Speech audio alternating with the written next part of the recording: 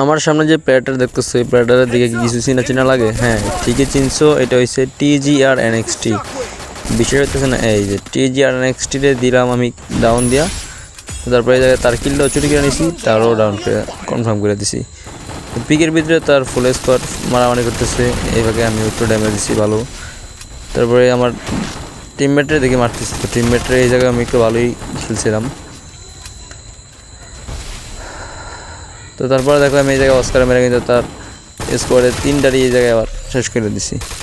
কিন্তু ভাই TGR NXT আমাদেরকে মারার প্রতিশোধ নেওয়ার জন্য সে আবার এই জায়গায় ল্যান্ডিং করছে।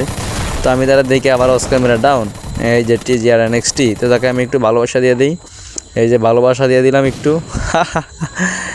আইছিলাম আমাদেরকে মেয়েরা প্রতিশোধ নেওয়ার জন্য, ভালোবাসা দিয়ে দিলাম, টাটা বাই বাই।